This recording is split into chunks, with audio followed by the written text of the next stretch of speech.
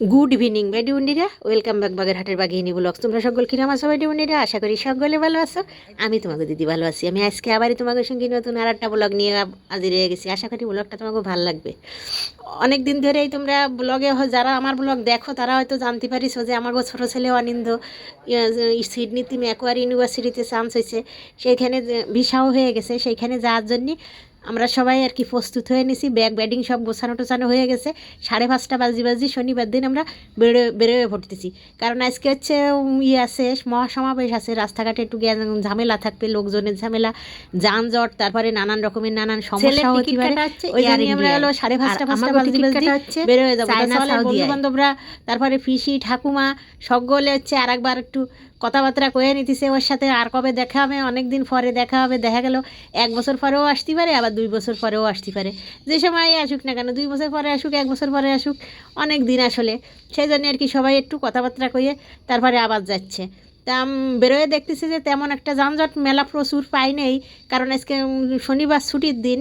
যারা সমাবেশে যে জায়গায় সমাবেশ করেছে সেই জায়গায় লোকজন আছে। কিন্তু যেসব জায়গায় সমাবেশ নেই সেই সব জায়গায় বেশি কোনো মানে আর কি ভিড় টিড় দেখলাম না।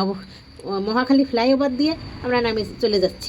আমরা সবাই একসাথে বেরোলিও একসাথে যাচ্ছি না। তার কারণ হচ্ছে ছোটো সলের প্লেন আলাদা আর আমাগো দুজনের প্লেন আলাদা। সলের হচ্ছে আগে ভিসা হয়েছিল অনিন্দর, সেজন্য ওর আগে টিকিট কাটা হয়েছে। ওর প্লেন আলাদা, এয়ার ইন্ডিয়া। আর আমরা হচ্ছে চায়না সাউদানে যাব। কারণ চায়না সাউদানের পরে আমাকেও টিকিট কাটা হয়েছে, আমাকেও ভিসা পাওয়া গেছে পরে। এই জন্যই যদিও সিট অনেক সময় এমার্জেন্সি সিট রাখা থাকে ভিআইপি লোকজনের জন্য।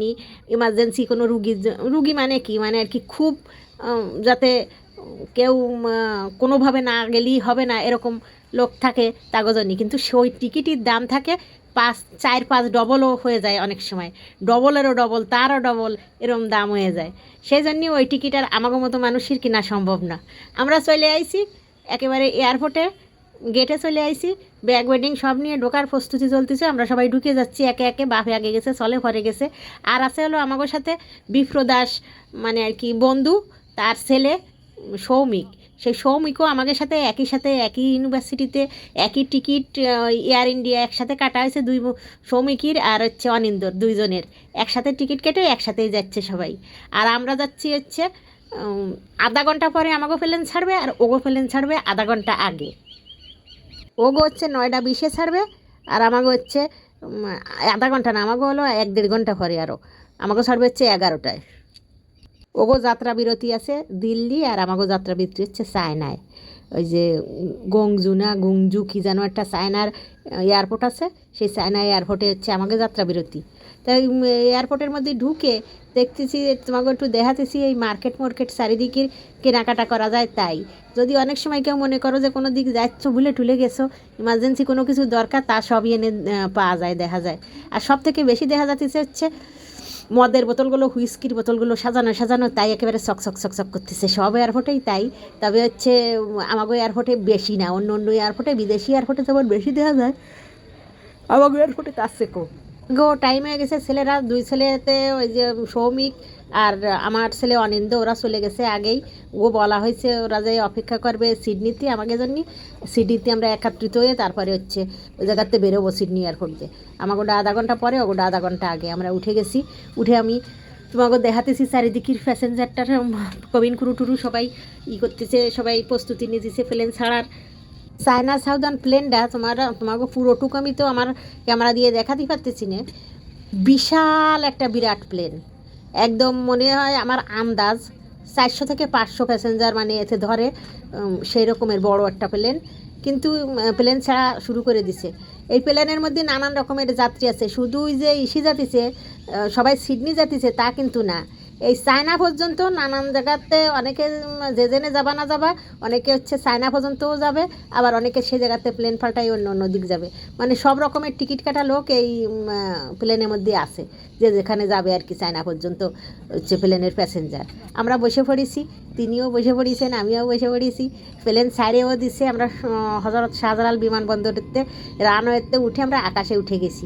কিন্তু তোমাকে যে বাইরের দিক দেখাবো, ঘুট ঘুটে অন্ধকার, ঘুট ঘুটে একেবারে 11:30টার সময় কি আর এরকম থাকবে নাকি? আর আমাকে হচ্ছে বর্ষাকাল, সিডনি হচ্ছে শীতকাল এখন, আর আমাকে চলতেছে বর্ষাকাল।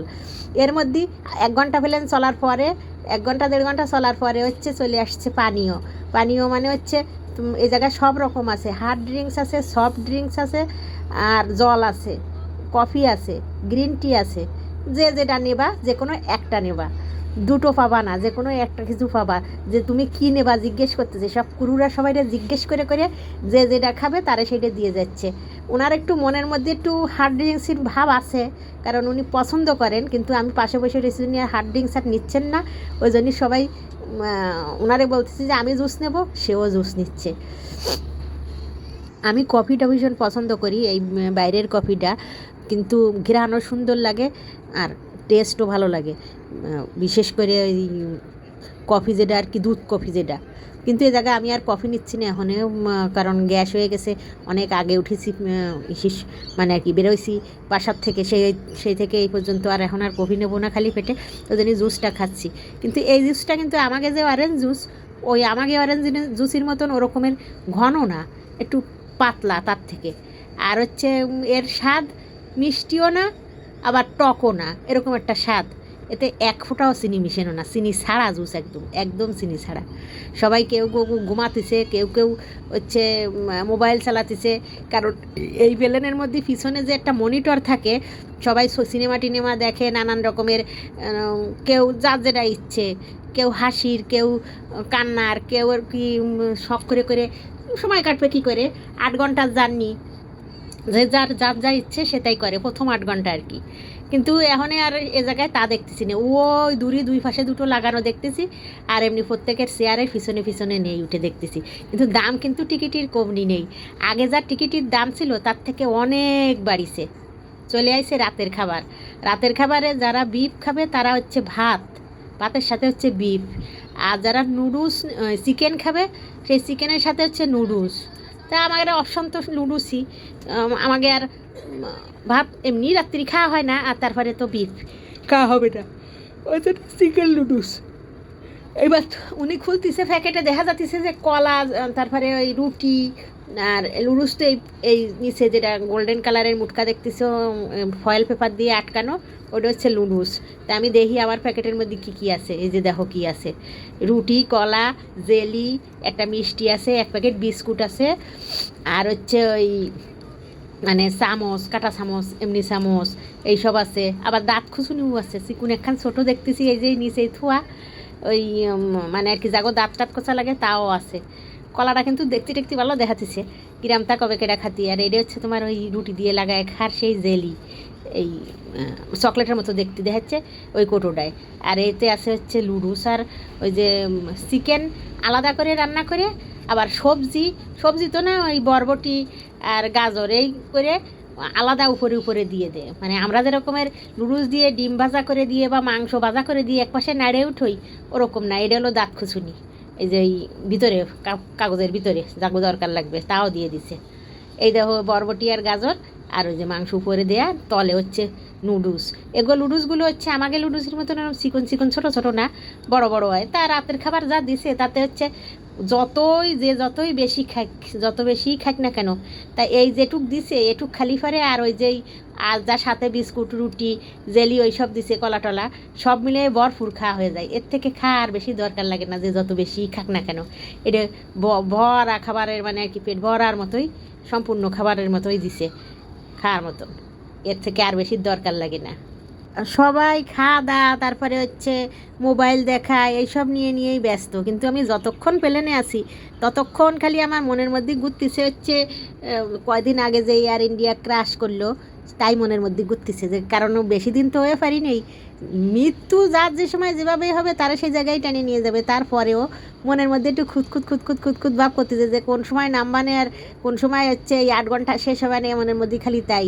এই কলাটা দেখো কীরকম দিছে, একেবারে মানে আর কি আমাকে যেরকমের ফরমালিন টরমালিন দেওয়া থাকে মোটা মোটা বড় বড় ওই রকম না, একেবারে গাছ পাকা সেরকমই মনে হচ্ছে।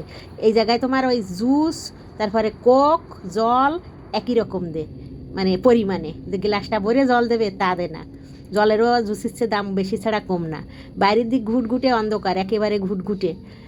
আমরা হচ্ছে এই খাওয়া দাওয়া শেষ করতে করে টরে দেখতেছি যে পুফ ফর্সা দিয়ে দিছে, মানে আর কি আমাকে 8 ঘন্টা শেষ হয়ে গেছে, পুফ ফর্সা দিয়ে দিছে। এবং আমরা ওই চায়না গংজুং না কি যেন একটা আমি উচ্চারণও করতে পারিনি ভালো করে, যাই হোক এয়ারপোর্টে চলে আইছি, চায়না এয়ারপোর্টে। এইবার আমরা মানে খুব তাড়াতাড়ি এয়ারপোর্টে নেমে যাব। এইখানে হচ্ছে যাত্রা বিরতি, আমাগো ছেলেকে যাত্রা বিরতি হচ্ছে দিল্লি, আর আমাগো যাত্রা বিরতি হচ্ছে চায়নায়। তাই এই জায়গায় প্রস্তুতি চলতেছে, ব্যাগ কেবল বের করা আরম্ভ করেছে।